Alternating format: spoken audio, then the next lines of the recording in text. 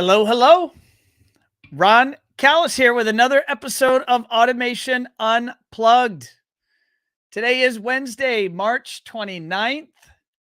Yes, you can all send me happy birthday wishes. Yesterday was my birthday, March 28th. Contact my office if you want to send me gifts. I'll warmly accept them. And it's our normal day, Wednesday. It's our normal time, 12:30. So this feels good.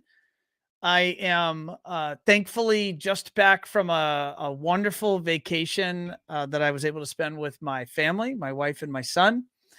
And we went to Italy. And yes, it was spectacular. We went to Rome and the Amalfi Coast. And it is everything and more that you see on the History Channel or the Discovery Channel or all of those, the Travel Channel. It was pretty spectacular. It's good food, good wine, good company, lots of walking. So even felt fit while we were on vacation because we just put in miles and miles of walking every day as we navigated throughout Rome. And it was a lot of fun. Looks like all of you are joining. I see folks jumping in here, which is awesome.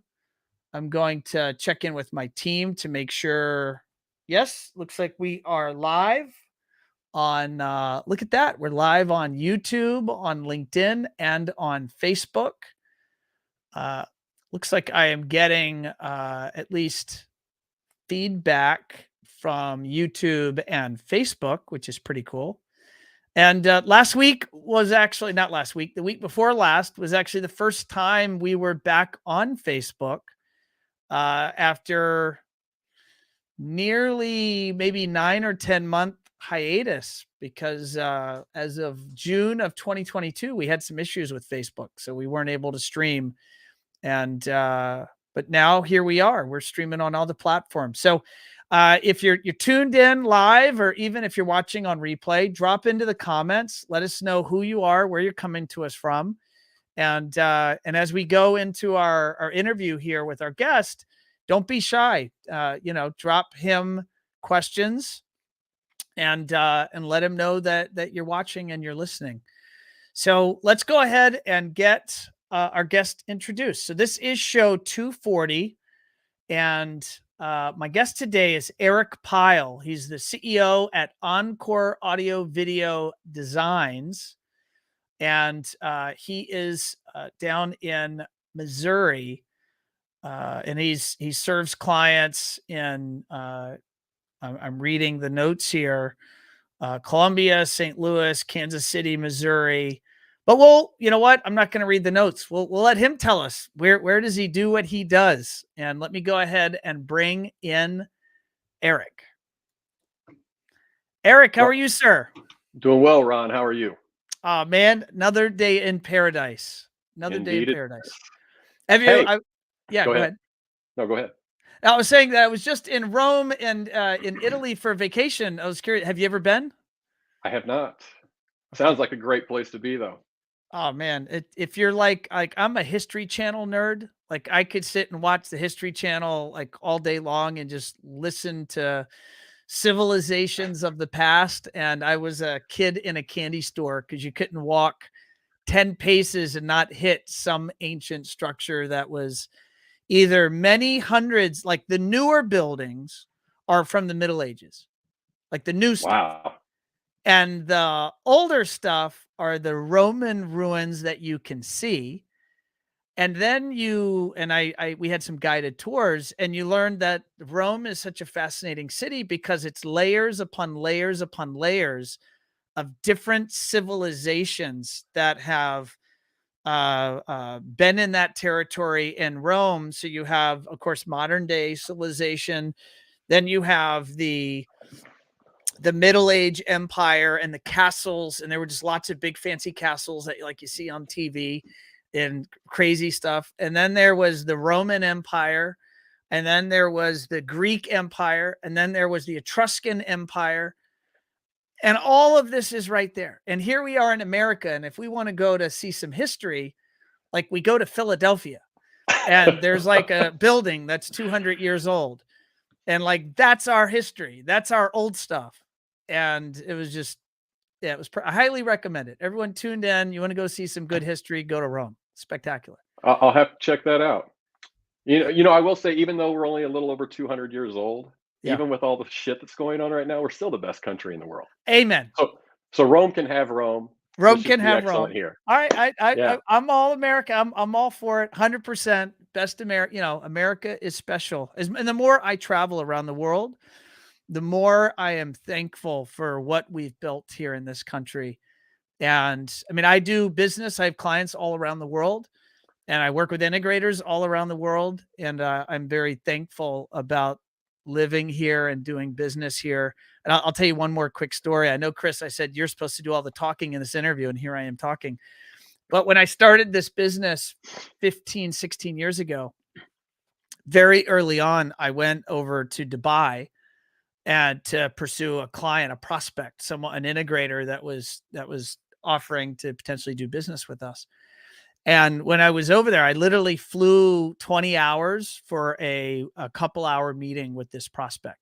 And then I got back in a car and I went back to the airport and I flew home. It was kind of like a do whatever you got to do to win the business. Right. He said, I only do business with people I meet face to face. I said, great. What day this week do you want to meet? And I flew over there and I met him, but he said, Ron, and we did business, by the way, but he said, Ron, what in the world are you doing here in Dubai? He's like, you live in America. He's like, everybody in the world that does business would die to be doing business in America. And it forced me in my early years of my business to actually rethink, what was I doing? Why was I not focusing on my backyard? And if I wasn't earning the business that I wanted to earn in those early days of the company, it just meant I needed to get better. I needed to be good enough to earn the business in my backyard, which is what I did. I focused on it. So yeah, I agree. I love that. Well, hey, first off, happy birthday. Thank you. So was Rome a birthday trip? It was. Very nice. Very nice. And I have to say, thank you for having me on. Longtime listener of your podcast, learn a lot from it. Just pleasure to be here. And what you're doing for our industry is really great. So keep it up. I appreciate that, man. I do it for you. I do it for the listeners. I find a lot of value in all the people and the lessons that I've learned over my 23-year career. Actually, and I took a note when we were chatting earlier, and I see your bio. You've been in the business 23 years as well. Cheers to that. Cheers to that. Both 23 years in. And really good tequila in here. I'm cheersing with you. And I know so many of the awesome lessons I've learned from guys and gals like yourself are really, in my opinion, where the magic is. And I wanted to expose more of that out there and kind of let those conversations that I often have in private, and I have them every single day because I'm talking to integrators every day of the week, and I have for many decades now. I wanted this to be a forum where that could be out in more of the public domain for public consumption. So I'm glad to hear that you're a listener and you've benefited from many of the brilliant minds that I've had on the show and the lessons they've offered up. And you're part of that, by the way. You're part of those brilliant minds and those lessons. So, we're certainly very happy you're here. Tell everyone where you're at. Tell us a little bit about your business. Like, what type of stuff do you do and where do you do that stuff? So in Columbia, Missouri is where we're based out of. Cover St. Louis, Kansas City, part of the Lake of the Ozarks. But yeah, we do high-end residential, a little bit of commercial as far as conference rooms, but primarily focus on full automation, high-end. The stuff that you don't see behind the scenes is what we really pride ourselves on. Rack lacing, just making sure everything's documented, put together really well. Awesome. And by the way, a member of my team, Steven, over on LinkedIn says, welcome, Eric. So there you go. Steven, what's up, man? That's my guy. That's your guy. That's your guy. So I do have, it's not a secret, but you and I have been talking and this is in my backyard. So I'd be remiss to not mention this. You have, maybe you have more siblings, but you have a sibling that's a professional sports guy. And well, you And tell our audience, arguably not the best athlete in the family. and really, are you the better athlete or are No, there no, no, other? no, no, no, no. My sister though. Really? All right. Well, let's She was a start with the sister. Tell us the sister story. What is her sport? she well, track, softball, basketball. She played a little bit in college, but as far as track goes, we came from a small high school, so take that what you will. But what was she? A 9-time state champion. I mean, she was a badass. So I would like to Holy say that my moly. younger brother or our younger brother got all of his athletic talent from her. Ah, what was your sister? What's your sister's name? Ashley. Ashley. And what was Yeah. her 9 time? What was her 100 sport? meter hurdles, 300 hurdles, 4x4. And then she's got school records in high jump, long jump, obviously the hurdles, the relays, but those were her primaries. Were you a sports guy yourself? I ran track in college, played basketball in college. So yeah, I guess so. But that was a long time ago. Okay. All right. Well, yeah, I tell stories to my son. Like my son's now looking at maybe doing cross country next year. He'll be a freshman in high school next year, and he's now asking me about doing wrestling. And in my youth, I was a wrestler. And he's like, "Dad, you don't look like a wrestler." I was like, "Hey, I used to look like a wrestler, and those Hey, days will come again." let's see those ears. Then we'll know if you're a wrestler. Nah, see, I was adamant. I always wore headgear. Okay. All right. So Smart guy. here's your brother. Why don't you tell us who your brother is? Skylar Thompson. Yeah, man, he's the baby of the family. Of course, he dwarfs me in size now, so he's not really a baby anymore. But yeah, he got picked up by the Dolphins. He was a 7th-round draft pick last year. Some of you guys that follow football may have noticed that he got into play when Tua and Teddy Bridgewater went out with injuries. So he got to play in the playoff game. Started 4 games this season as a rookie, and really held his own. He's just a professional even at a very young age. He was ready to go. Didn't get a lot of practice snaps, but when he was called, he came out and performed. So really proud of him. It's very surreal to see him in this situation, even though from a very early age, at 5 or 6, we all knew that he was going to do something special, and his dreams came to fruition. So it's pretty cool.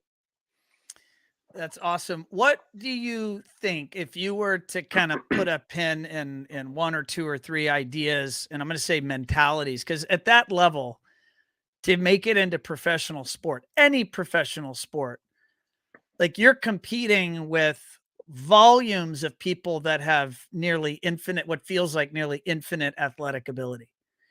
And so there has to be something that's extra that actually pushes you over to be selected or drafted or to ultimately play at that level. Do you believe that? And if so, Oh, what do you? 100%, 100%. And to his own admission, at that level, even your teammates are coming after your paycheck. Every week, somebody's trying to take your place. So, for Skylar, don't get me wrong, he's a great athlete. He really is. But is he the best athlete in the NFL? No. But I think what separates him is his discipline, Hmm. above all else, his work ethic, and just his undenying confidence in himself, right? Like he won't ever quit. And he's always just preparing constantly to be that consummate professional, to be ready to go, which is really cool because I think that kind of ties into what we do, right? Like the discipline, knowing that you do a great job, always looking to get better, always being ready, So a lot of that goes hand in hand with what a professional athlete does. We are professionals ourselves. So I think that, if people maybe wouldn't spend so much time following their sports teams and just saw how they prepared and applied that to their own life, their own business, we'd all collectively be better for it. I'm going to ask you a question now that I don't ask often enough, but you're a successful entrepreneur and have a successful career. It sounds like your sister's pretty amazing and your brother's pretty amazing. What's the story with your mom and dad? Or like how did they raise such an impressive family? Well, my mom and dad, my sister and I have the same mother and father. Skylar has a different father. Yeah. Our mom and my dad got divorced when I was in 3rd grade. So my mom really kind of raised us by herself. We saw dad every other weekend and when we could. But that was one thing I think we learned at a very early age, is that she was always gone working. She was always trying to get a little bit better. She started off as a secretary, ended up as a general manager of a radio station, Wow. went through the whole sales process, as far as a salesperson before she got to that level. So I always got to see her do those things. Um, but then there were times like she wouldn't be able to make it to a basketball game or a track meet. Well, at that point in time, when you're a kid, it's like, where in the hell's mom, right? Like, but now looking back at it, it's making those sacrifices and staying disciplined because she was trying to provide a life for us that a 2-parent household would do. Now, unfortunately, she passed away when I was 25. So I guess that was 19 years ago. Skylar was 6. But leading into that and Skylar coming along, Brad Thompson, my stepfather, he was actually my high school basketball coach. Wow. And so, like, in our school, I know some schools are different, but the girls would play first, guys would come out second. So as the girls' game's wrapping up, we're all standing in the tunnel getting ready to walk out, and I always walked out last. Brad, he's standing behind me, and we're kind of surveying the crowd and whatever, and just waiting for the game to get over with. And he's like, "Hey, who is that up there?" I'm like, "Where?" And I know where he's pointing, but I'm like, "Get the fuck out of here!" Like, seriously. It's right there in that red suit jacket. I'm like, "Coach, that's my mom." So, long story short, I introduced them. He lived down the street from us, and a couple years later, they got married. Then Skylar came along, but then we Wow. had the tragedy of her passing away. And at that point in time, Skylar and Brad picked up, moved across state to Kansas City, and then Brad, he invested all of his time into Skylar, and we all saw that Skylar had that potential, right? Brad took that upon himself to say, "Hey, I'm going to give this kid every opportunity," and really, we've stayed close over the years, but I think as a family, we've just always seen opportunities and how to take advantage of those and be the best that we can possibly be. But it all comes back to the discipline and the hard work. Amen. Amen. Talk us through, and I thank you for sharing that personal story, that background. Sure. I think those people, whether they're parents or mentors or coaches or advisors, they're so instrumental. I know they've been so instrumental in my life, and those that I've seen that are successful, because being successful isn't hard. I mean, some special formula has happened to enable that to happen, whether it's mindset and work ethic and or just God-given abilities. So I appreciate you sharing that. Yeah. Welcome. What's your professional background? Like, what brought you to today? And I'll be specific. I know you started this business officially a year ago, right? So you're 1 year into this business. That's correct. But you've been in the space for 20 plus years. So walk us through that, if you don't mind. I'm going to take you back even further. There you go. Let's go. We're going to go to birth. How far back you want to go? I was pulling wire at 6 months. Oh, wow. There you go.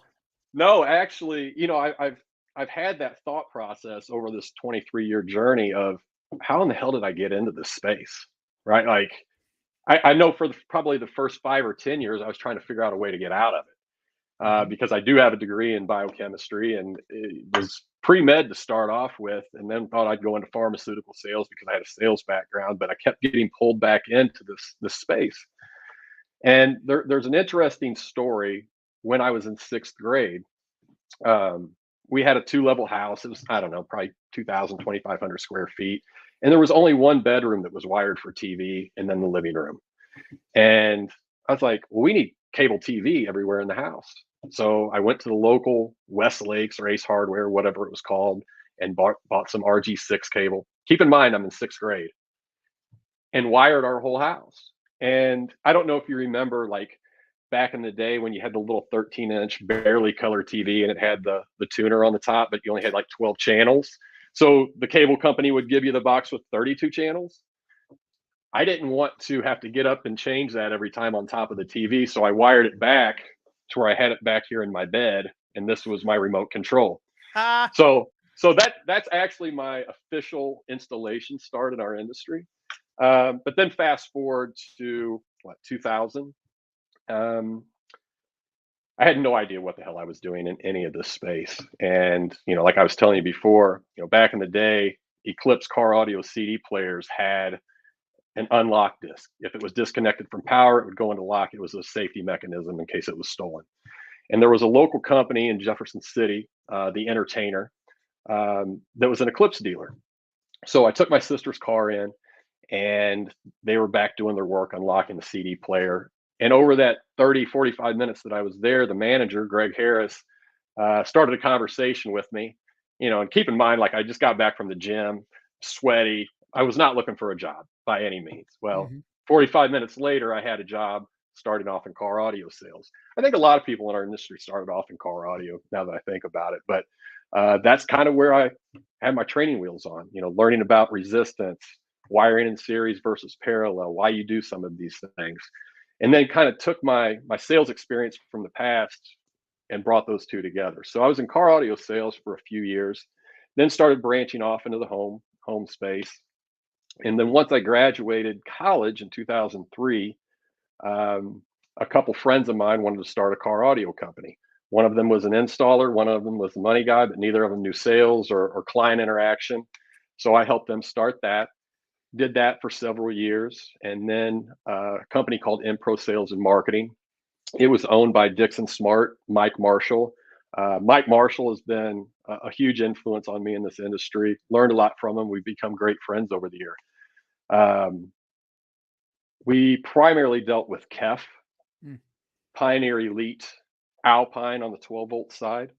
But yeah, I fell in love with KEF during that period of time, and got to meet David Kroll, who's been a really cool ally across this whole time of me doing what I'm doing. Then I went back to the Entertainer. The stipulation there was I was going to come in, I was going to buy the company. And this went on for about 8-9 years. We're working on a succession plan. And then financing came up. And, like most people, trying to find $2-3 million laying around is kind of tough. Yeah. In the 25th hour, we had an investor come in, and he didn't want me to be a partner. He just wanted me to run it, move into St. Louis and Kansas City, as well as the Jeff City location. And at that point in time, all I wanted to do was run a company. So last year, February, March of 2022, I launched Encore Audio Video Designs, and glad I did it. That's I spectacular. kind of sped through that, but that's the gist. No, that's awesome. So prior to opening the door and saying you're in business, I'm curious, did you write a business plan? Like what did you document, or did you have any formal method of documenting like your approach on how you were going to make this business and make it successful?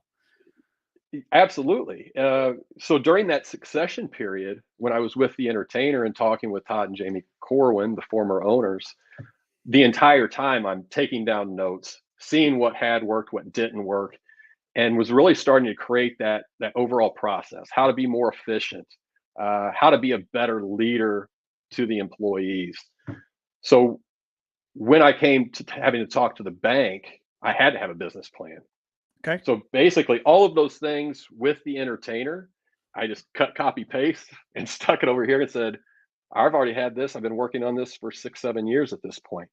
And it's not fully baked. I don't think that it ever will be, because as I told you before, like each day I am just trying to move the needle 0.001%, just get this much better every single day. So the software that I use right now, the practices or processes that I have in place right now, they may not still be the same things that I'm using 6 months from now. I hope that they're not the ones that I'm using 6 years from now, because there's just got to be a better way. You had mentioned that Kirk over at Portal and some of the content he had made an impact on you. Do you mind kind of exploring that a little bit? What was that content? Absolutely. And Kirk, again, if you're listening, I told you this at CEDIA, make more of this content. But over 2020, everybody's locked in their house and there wasn't a whole lot to do. Fortunately, I was already working somewhat remotely as far as creating proposals and whatnot. But instead of doing in-person walkthroughs or lookovers with the client, I was doing that through FaceTime. But you could wrap that stuff up in an hour or two each day, so you had infinite amount of time. Portal sent out an email, and basically, I can't remember if it was 6 or 8 different dealers from, a two-man crew all the way up to a company that's doing $100 million a year. But they interviewed these folks on their process, from lead generation to the type of fleet vehicles that they were using to handing the keys off to the client and everything in between. What software do you use? What's the process? Take me through from start to finish.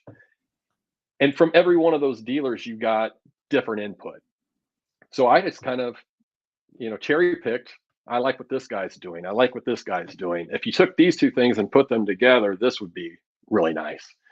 And that's kind of how I started formulating the whole overall process of Encore. Of course, at that point in time, it was still being applied to the entertainer, and we actually deployed some of those measures down there.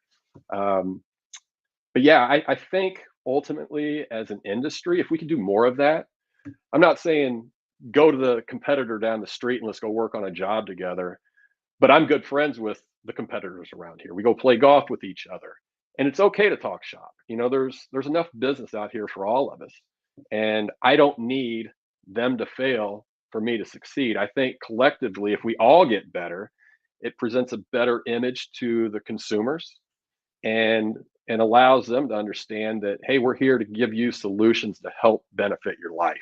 We're not here just to take your money.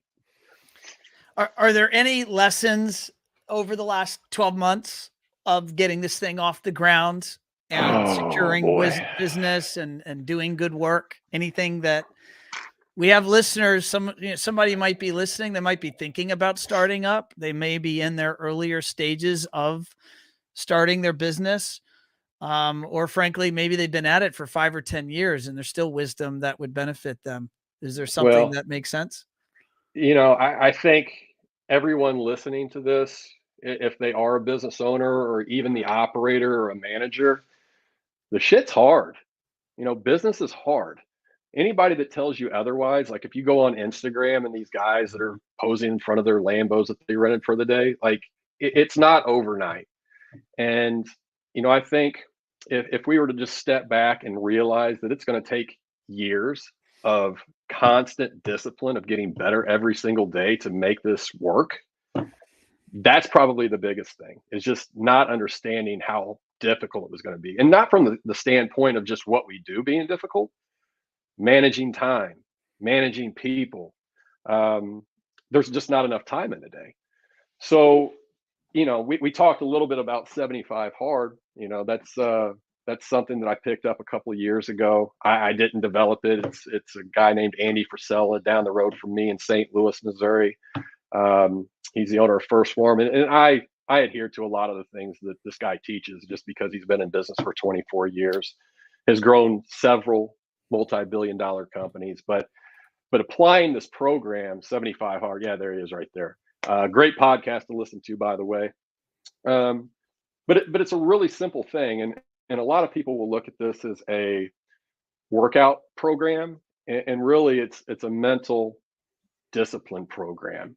It's 2 workouts a day, 45 minutes each. One of them has to be outside. So even if it's snowing, raining, whatever, you go do it. The whole point behind that is not everything's going to be ideal. So as long as you can push through that, that outdoor workout, taking a progress pic every single day for 75 days may seem trivial, but it's telling you that the small things matter too.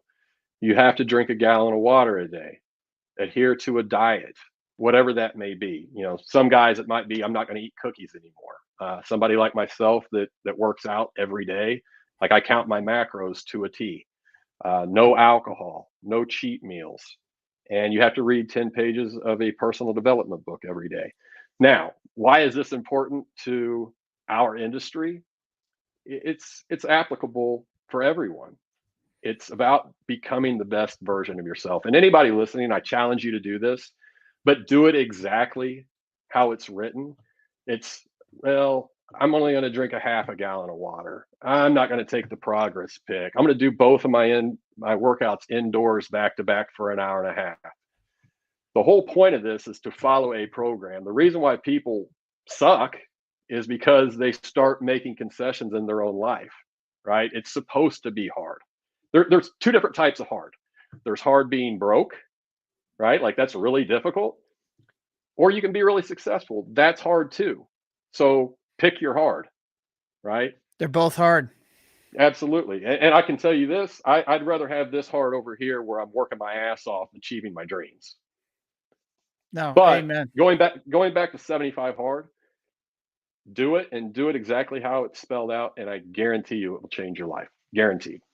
I've done it several times now. So have you recommended it? Have you recommended 75 hard to anyone in your life and they've done it and what's been the feedback on the other side of it? Everybody. And really it's not even me out there, being the Pied Piper walking through the town talking about this. What ended up happening is, and like we've talked about, like I was an athlete in a former life, but at 44 years old, when you're walking around 200 pounds, 8% body fat, people start to ask questions, right? And it's like, what the hell have you been doing? I'm like, 75 hard. It's like, oh, that's a workout program. I was like, it's much more than that. Like what you're seeing is a fraction of what you're actually getting. Everything is really in between my ears of what the change is. This is just an outward example of what came into play because of doing this. It just makes you better. Period. That's interesting. I've found myself on many occasions. Maybe, life is all about ups and downs. Running a business is all about peaks and valleys. And I've on many occasions talked about being an entrepreneur, being a business owner, being one of the harder things I could imagine someone trying to be successful at. And I know there are harder things, right? So there are harder things in the world. I'm not saying it's the most, but to not just be in business, but to have a successful business. And then you say, well, what is success? Success is you as the owner having the right balance that's right for you of work-life balance. Now that could be you want to be in it all day long every day, or that could be in it you want to be in some fraction. It's a subjective personal decision. But also having a business that's at a level of, I'll go to the bottom line, which is the bottom line, EBITDA, profitability that you're proud of, right? There's lots of businesses. Hell, I've interacted with many of them. I've worked with thousands and thousands of business owners at this point. They're in business, but they aren't necessarily making money. And if they're making money, they actually don't know how much money they're making or losing, right? And I'm right. saying that's a problem if you don't know how much money you're making or losing. And so to actually run a thriving, profitable, scalable, growing business that's delivering for you the work-life balance, level of happiness that you want, that's actually rare. There's lots of businesses in America or in around the world that people are in business. And, this is the cliche everyone's heard, and they work for a maniac themselves. And they're not necessarily better off than working for somebody, I would challenge. But to desire to run a scalable, profitable, successful business, I think it's admirable to aspire to that. And it's fantastically harder than most people imagine to accomplish. 100%. And to your point, talking about success, it is different for everybody. But I also don't think that that's an end goal, or it's not a finish line per se. Like I think once you achieve this goal, you strive for this next goal. So your level of success or your idea of success changes, right? To me, and I alluded to this earlier when we were talking before the show started, like money is not a motivating factor to me. It really isn't. I mean, a lot of people would say, well, what's the point of being in business? Make money. Well, it's not. It's about providing a solution for a client. And the byproduct of that is you get paid. And if you do a really great job, you get paid really well. But I think as long as we continue to take one customer at a time and give them a solution and making sure that you're staying focused in the follow-up service after the sale, then that word of mouth, it's like a brush fire. Like it just catches fire and it grows, right? Like that's how you become successful. But it's day after day after day, grind, grind, grind, discipline, discipline, discipline, of just never quitting. Really is what it comes down to, is just never quit. It's mindset. What are some of the other content you consume, videos, podcasts, books, that you have found helpful or constructive? So you had it posted a second ago, Real AF. That's Andy Frisella's podcast. If you go way back in the time machine, when he started the MF CEO project, I think it was 2015. And in there, I think it's episode 208 where they talk about the 75 hard, live hard. So I watch and listen to that. They just started up on YouTube about 6 months ago. He's getting ready to relaunch the MF CEO project, but it's going to be on his own personal platform. Ed Milet is another podcast that I listen to.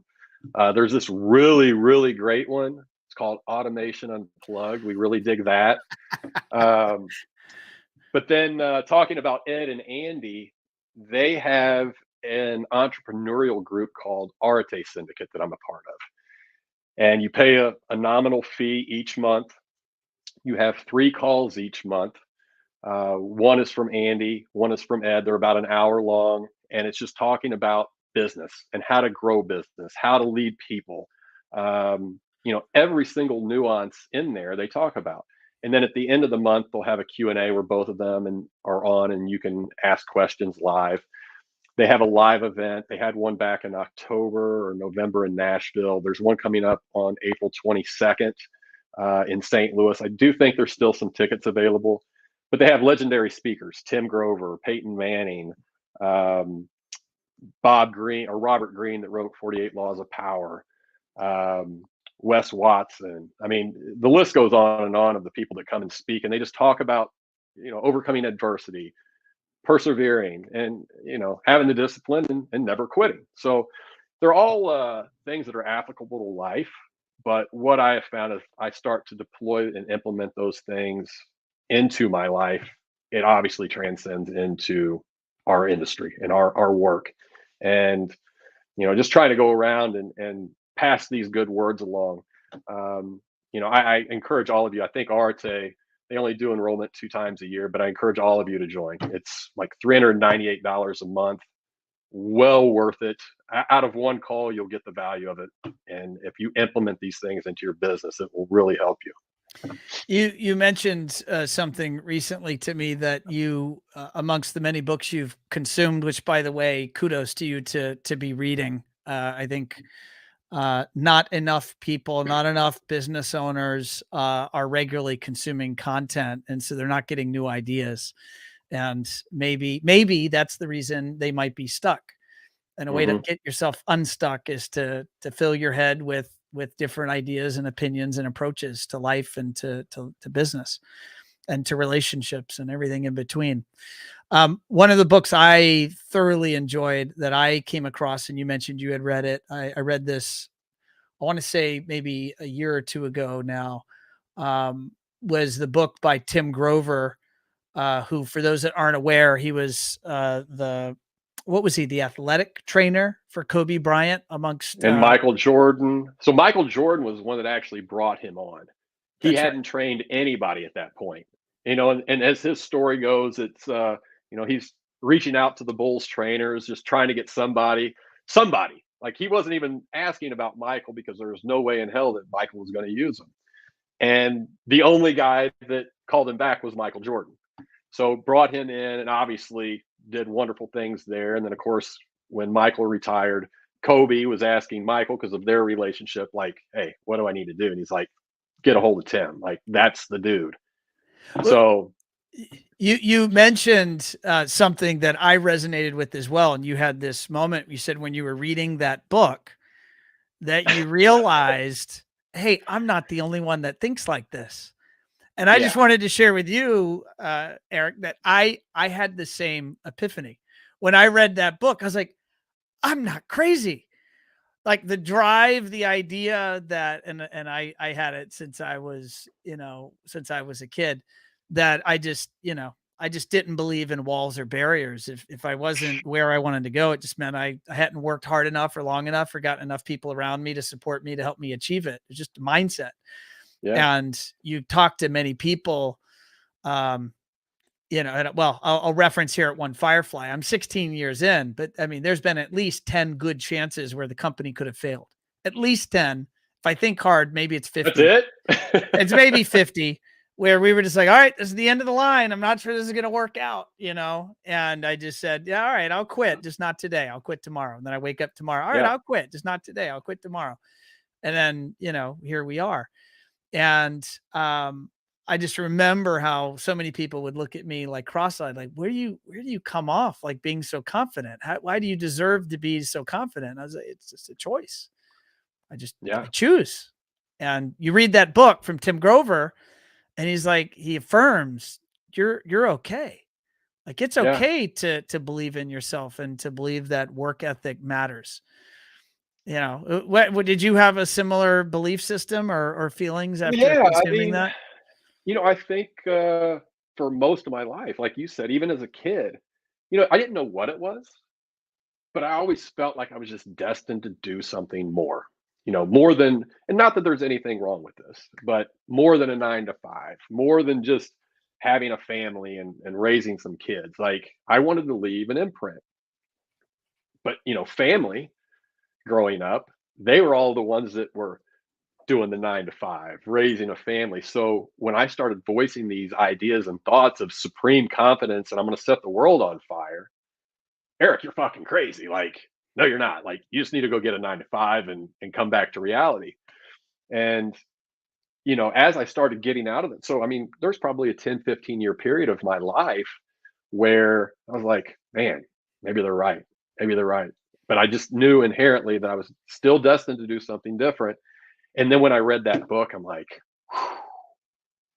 you're not crazy. Like there are people that actually think this way. There might be fewer of us, Sure. but I still think that as a whole, everybody's destined to be great in their own life. It's just, do you have the tenacity and the belief in yourself to try? You know, and I think that's the biggest thing is just try. You definitely won't achieve whatever that thing is if you don't try. And so many people, you know, suffer from the idea of imposter syndrome that they don't deserve to do that thing or achieve that thing because they aren't qualified. And, you know, my message, and it sounds like yours is too, is just you have to start day one. You have to start and then figure it out along the way. Well, that's right. I mean, you know, the best time to plant a tree was 20 years ago.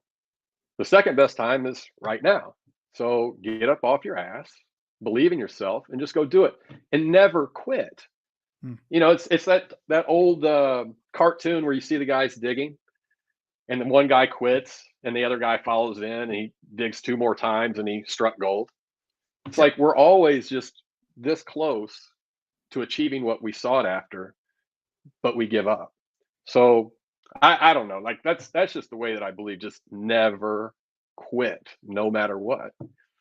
So this is totally random, but you had to have, and I won't even know the name of it, but you'll probably know it. You had to have loved on Netflix the documentary on Jordan. Last Dance. Last Dance, is that fantastic? I watched it 5 or 6 times. It's kind of like, I don't know if I'm going to date myself here, but there used to be a VHS tape called "Come Fly with Me," and it was his first video release, and I wore that damn thing. Actually, Skylar has it. I don't know if he still has it, but I don't know how it's not worn out all the times that I watched it, all the times that he watched it. But The Last Dance was so well done. And of course, now you see all of these other folks coming out with, you know, the history of the Lakers. Wilt Chamberlain's got one. Tiger had one. It obviously made some traction in the market. Otherwise, you wouldn't see all these sports documentaries now. But that was amazing. It was amazing. I was late. It came out, I want to say I watched it a year or two after it was released, maybe 1 year. And then I had my whole leadership team at One Firefly. I was like, I don't even care if you like basketball, but if you want to know my mindset, go watch that documentary. You'll understand me if you go watch that documentary. Yeah. It's, you know, I won't seem as crazy as maybe sometimes you think I am. Just go watch that documentary. Yeah, it's a mindset. That's awesome. it All right. is. Well, let's talk a little bit about the industry stuff. I got people tuned in here. They're gonna be like, all right, when are they gonna talk about any integration stuff? Um, Oh, is that what what this is about? Nah, no, not really. But we are both in that business, so people might be Yeah. curious. What is business right now? It's March 29th, 2023. And what's business like for you right now in your market there in what Kansas City in the Missouri marketplace? Yeah, I mean, it's been pretty steady, you know. I'm not getting a lot of the hang and bang inquiries. It's more full blown automation, lighting, shade control, um, and that segment of it, that vertical lighting and shades. I really think even though it's been around for such a long period, that's really the trend that I'm starting to see lead the pace of everything in our industry. You know, Mhm. you're not seeing as many home theaters per se. It's more distributed audio, outdoor entertainment. I think a lot of that came after COVID, right? Like people were forced to be home, and now they're like, well, hell, if we're going to be here, let's make this pleasurable. So you're starting to see a lot more people spend money in those spaces where they can entertain. Um, but yeah, I definitely think that lighting and shades is probably the forefront in our market right now. When you look out the year in front of us, 2023, let's call it the balance of the year, 9 months. What are you predicting? Practicing your predictive skills. What are you predicting for your business and the viability of securing the sales that have you, growing in the way that you want to grow? Well, I think for one, being in the Midwest, trends start to hit a couple years after the fact. So even though they say the economy is in decline right now, we are technically in a recession. Whether they want to try to reframe that or not, we Mhm. are. Um, but again, I think it goes back to what we talked about for most of the show is just not quitting and having a belief, right? Like I think you're seeing a lot of people in multiple industries that are getting conservative. They're pulling back, and my philosophy is mash the gas. Let's go. Like this is the time to create that gap between you and your competitors because everybody's being so reserved. So I think as long as you stay consistent with your presentation to the clients, the people that are going to buy what we buy, they're going to continue to buy it. I mean, but let's face it, most of our clients are very, very wealthy, right? If like you're doing a full blown automation that's going to cost, upwards of 300,000, over $1 million, that's not your 9 to 5 guy, right? Like the economy is not going to hurt those folks as much. So again, I think it's really just about being consistent in the presentation and just not letting up. What are you doing to go out and secure business? And I'll just state the obvious for the audience. There's businesses that are a couple of people and their level of the new business they need to secure to grow is different than a business that's, 100-person staff and the level of business they need to secure to grow. Um, what are you what are you currently doing to go out and improve the brand recognition of your 1-year-old company? And what are you doing to secure new opportunities so that you have people to talk to obviously sell your products and services to? Well, there's this company that I use. You may have heard of it. It's called One Firefly. Oh, there you go. They I've heard of them. they Yeah. I shop at their clothing store. Is that right? Yeah, that's right. No, so obviously I have you guys do my webpage and some marketing through Facebook ads and whatnot. And I've been talking with Steven about ramping up that there.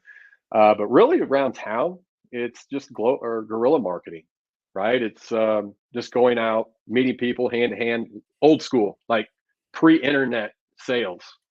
And I didn't mention this, but before I got into this industry, I had a 2 year endeavor of selling vacuums door to door. So cold calling is not a big thing. It's just walking up, having a conversation with people. And I think that in this world that we live in now, where you have instant gratification, if you don't have 100 clients knocking on your door, you're like, what the hell is going on? I need something right now. But again, it goes back to one client at a time. So if that means going over and talking to Sally across the street, maybe she knows somebody that needs something done. That's probably been the biggest thing, other than just having signage, around town, or pulling a trailer with the big Encore logo. I mean, I think that's just normal stuff, but really just getting out and beating the streets and having conversations with builders, designers, architects, people that are going to be client facing, and maybe that client didn't even think about an audio video project. Typically, we're the last ones brought into the conversation. Most of the time, even on a new build, you still might be doing a retrofit because they just forgot about putting speakers in places, right? So I think it's just really taking the time when we do have time, or making it a priority with that time to go be in front of the people that are in that space, right? That's going to be doing any type of home construction or remodel, so that you're always at top of mind with them. Looking at the year ahead, what sort of industry activities are you planning to participate in? And I'm referencing like shows or events, or is there anything on your current calendar for the year that you plan on We'll attending? definitely do CEDIA. We'll definitely do CEDIA. I like that show. Probably won't attend CES. I think there's just too much confusion there to really get any value out of it. But aside from shows, that's probably, at least right now, the only one that we'll go to. We're going to go out and see the KEF Music Lounge. Probably Where is that? Savant. What is that? It's in New Jersey. It is. Yeah, it's supposed to just be a spectacular listening and viewing experience. They created a THX Ultra 2 certified theater. They've got the new Blade Metas on display amongst all of their CI product, but you just walk into a space and get to experience, the offerings from KEF. I was able to go to the Savant Experience Center in Vegas last year. I'd like to go out and see the one in Soho. Aside from that, not that it's necessarily industry based, but if people could get into Arate and go to some of those live events, that would be hugely beneficial. I think the idea of networking with other entrepreneurs and business owners, whether they're in the industry and or out of the industry, I think there's probably gold in both. And I know say less. You had mentioned a lot of value in networking. It sounds like you're friendly with the local competitors, Yeah. the frenemies there in town. Do you guys have, out of curiosity, do you have any like regular get-togethers where you go golfing once a quarter or something like that, or is it just more not casual? anything really set. It's kind of organic. When we cross paths, we get together, have a conversation, and we'll talk about going and playing golf. But yeah, nothing set in stone. It's not like we're on the phone once a week or anything like that, but it's just those polite interactions, like, hey, I know you, you know me, we're in the same space, let's have a conversation, that type of deal. Eric, for the folks that are tuned in or have been tuning in and they want to contact you directly, how would you recommend that they do that? Call me. Call Do you. not try to send me a DM or anything like that. I stay as far away from social media as possible. But yeah, they can give me a call on my cell phone. All right, I've got it. Let's check. My team prepped this here in the software. Does this number look correct? 573 That is correct. 2302. So for our audio, and then I welcome those phone calls because again, I think collectively, just bouncing ideas off of each other about what has worked, what doesn't work. As an industry, we can get better. So I welcome those conversations. Please call if you have any questions or have any insight that may help me. So awesome. And I'm sharing your website. It's encoreav.co. So ENCOREAV.co. Definitely can check you out there. Eric, it's been a pleasure, man, having you on likewise. show 240 of Automation Unplugged. Yeah, thank you so much, Ron. I really appreciate the opportunity. Awesome. Appreciate you, Eric. Thank you, sir. Thank you.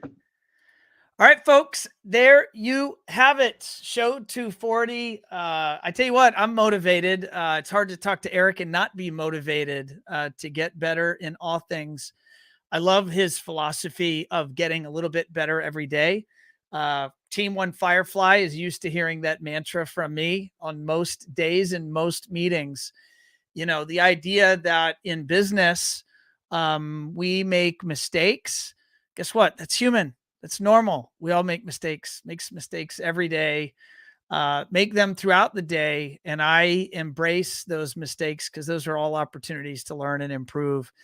And actually, I also learned something valuable actually just in the last show. I think it was show 239. I had Matt from I Hear, and Matt had a philosophy that he lives by, which is always assume the best intent. So even when someone does make a mistake, whether it's your family, it's a friend, it's a member of your team, like, don't be quick to judgment and just stay calm and find out what their position is and assume that whatever they did, it was with the best intent. I really took that one to heart.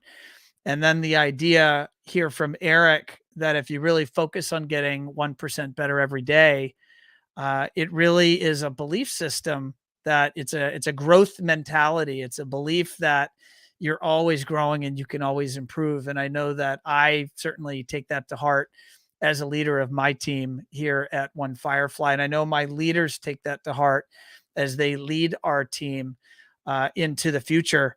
And I'll just put it out there and I'll state the obvious. And Eric mentioned it as well. Like, we're in a recession, whether the economists say that or not. There's some funky shit happening in the economy right now. And, you know, between the bank insolvencies and the threat to the US dollar as a global reserve status, and then sprinkle on top artificial intelligence and what exponential change that is going to be causing in society. There's just a lot of stuff that's happening. But that doesn't mean that you and I can't grow and thrive through those environments. Because again, to Eric's point, it's a choice. And it's a choice to focus and work hard to improve and to grow and thrive. And I know that's certainly what I'm doing here at One Firefly with my team. You know, we're in a storm just like the rest of you, and we're taking it day by day, and we're working at every opportunity and every turn to improve and better serve our clients. So with that, I want to thank you all for tuning in and sticking with me here for the hour. And I'll put up on the screen the artwork so you can check us out at onefirefly.com or give us a call at 877-334-1144. I think that 800 number still works. Need to check on that. Otherwise, you can give us a call at 954-921-2393. That's our non-800 number. And we got some shows lined up for you here. Now, I do not have a show next week. I am going to be, what am I going to be doing? I'm going to be doing early in the week. I'm going to be in Austin, Texas for our leadership quarterly planning meetings. And then I'm going to be off to Tampa because my son, I'm very proud of him, is going to be competing in the Florida State Science Fair. And so my wife's going to be driving up to Tampa. I'm going to be flying into Tampa from Austin, and we're going to be supporting him in that venture. And so we won't be doing a show as a result of that, but I will be back in the saddle the week after, and look forward to you tuning in. Appreciate you all. And I'm going to sign off for now. Thanks, everybody.